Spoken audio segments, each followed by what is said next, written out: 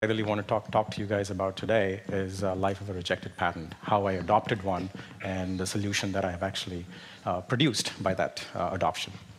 Now, before I get into the talk of what we did with the patent that I got out of prison, as Patrick called it, let's talk about what happens to a patent when it's actually created. When a patent is created, it gets calibrated or cataloged into three different areas. The first area of categorization is that it is part of the core business, a patent that is the lifeline of a company. So in the case of, let's say, Google, a search patent would be the lifeline of its business. Without that patent, Google probably wouldn't be the company it is today. Same thing applies to Facebook, so to a certain extent, with the news feed. Now, this is a patent that receives a lot of love as soon as it's grown and as soon as it's nurtured. There is a lot of things that's added to it as it moves into its infancy and towards its stages of advancement and maybe retirement at a later point of time when a better technology comes in and takes over. Now, the second category is a much more contentious category where a patent is used for bartering, negotiations. So this is a form of stopping companies from countersuing each other. Now, let's take an example of what happened with Apple. Apple sued Google over Android because it infringed on the iOS patents. And fast forward, Google acquires Motorola and acquires all its patents and countersues Apple. So now there is a Mexican standoff, two people pointing guns at each other.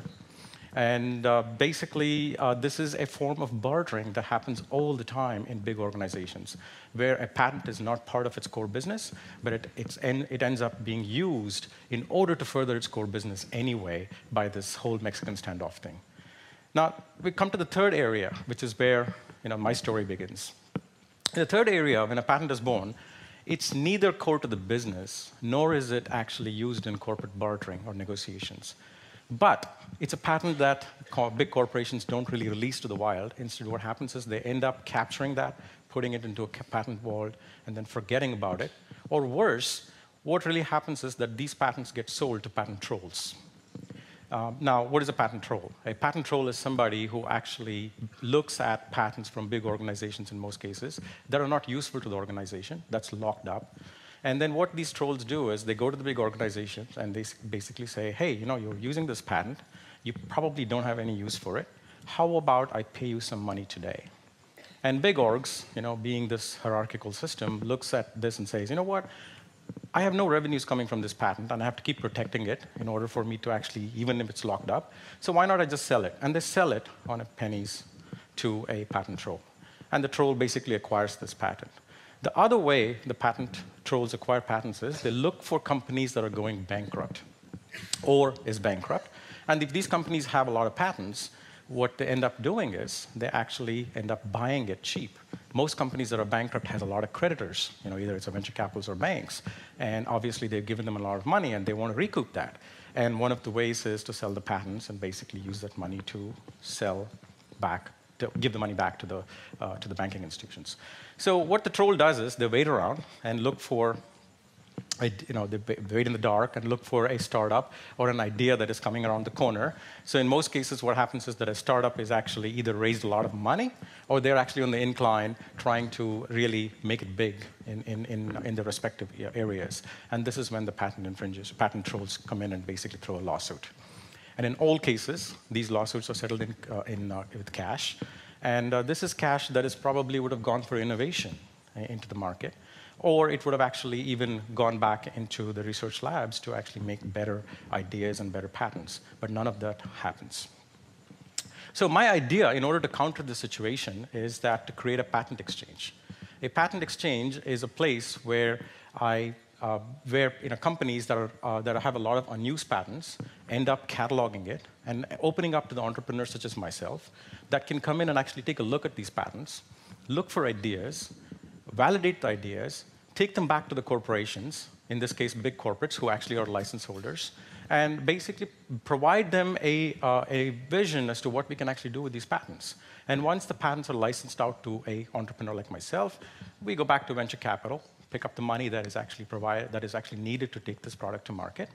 And this is basically enables a lot of innovation in the marketplace. And not only that, the researchers are very happy because this is something that they invented. And for them to see this go to market provides them valuable feedback so that they can actually do much more interesting and better things as they move on. And most of all, there's no trolling involved in this whole process. Now, has this been done before?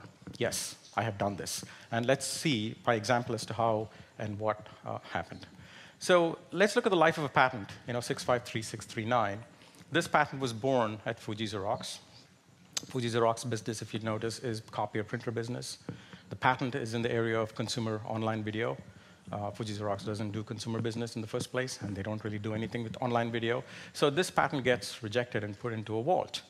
And obviously, I'm an insider because I worked at the lab, so it was easy for me to go back and, with an idea and basically say, hey, Fuji Xerox, let's release this patent.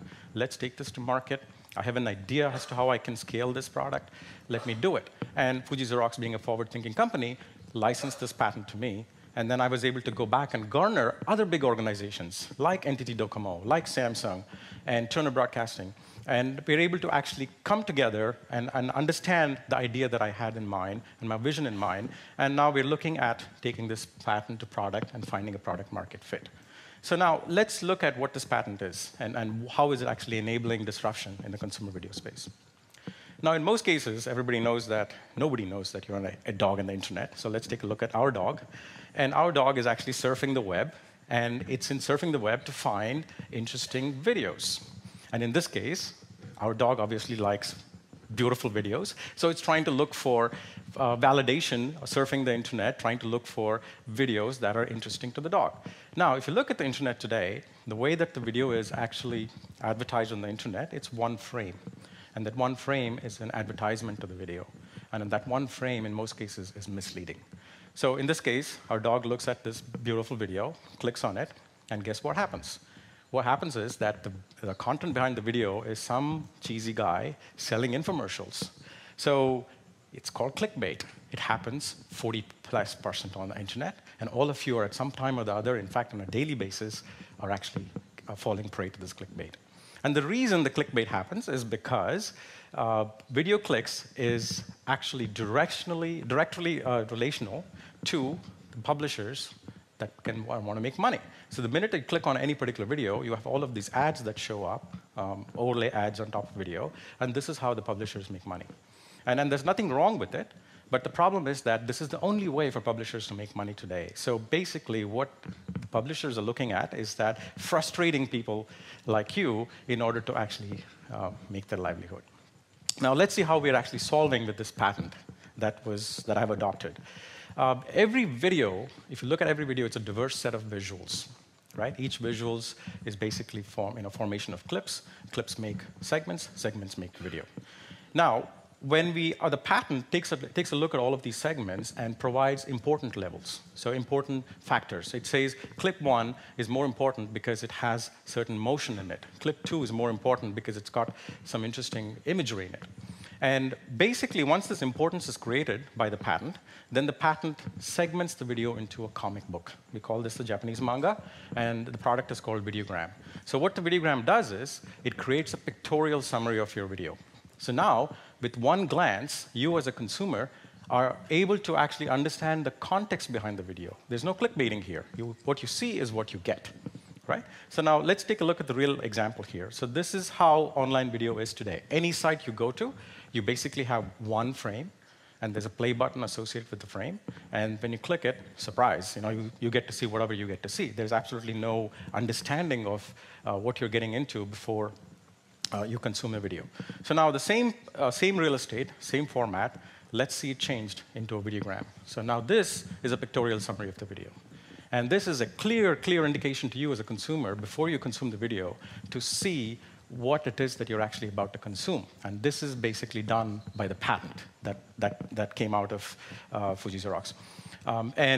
So this, not only that, it actually gives you an indication of what is important in that particular video. And as you can see, there are certain frames that are larger, there are certain frames that are smaller. The larger frames, as per the patent, are more important than the smaller frames. And there's reasons behind it, which probably is much more in-depth discussion of what the patent is all about.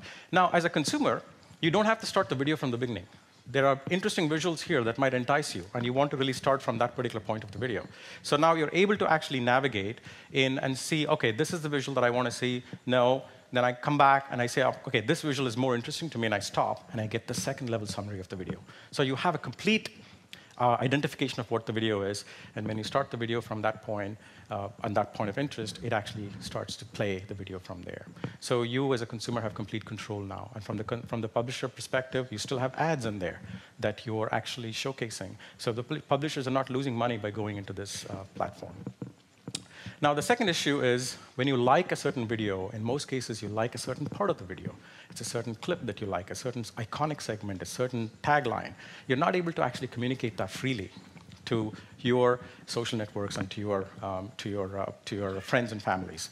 So what this patent allows us to do is basically bookmark the point of interest that you really want to share, and then you're able to share that to Facebook. And when it goes to Facebook, this is how it looks in the Facebook newsfeed. There's a direct context to what you're trying to share. When your friend clicks on it, they consume the video from that point of time. So there's no clickbaiting. What you see is what you get. And it's very good for the publisher because they can actually throw contextual ads in there. Very good for the consumer because a lot more engagement. Now, more and more people are consuming videos on mobile these days, and this is how it looks in the Twitter feed. So even inside of the Twitter feed, we have this whole concept, whatever that you've seen so far as part of the product, embedded in. So you are able to basically consume content within the Twitter feed, and there comes the ad right there. So the ad's not destroying your consumption experience, and the publishers are making money. As a consumer, you're also happy as well. So tying back together as to how we came about this, all of this came about from a rejected patent. And organizations, not only in Japan, but also elsewhere in other parts of the world, have tremendous amount of rejected patents that are actually going completely unused.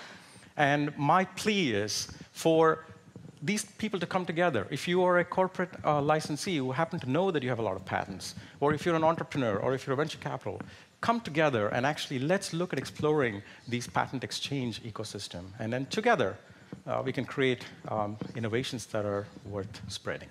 Thank you very much.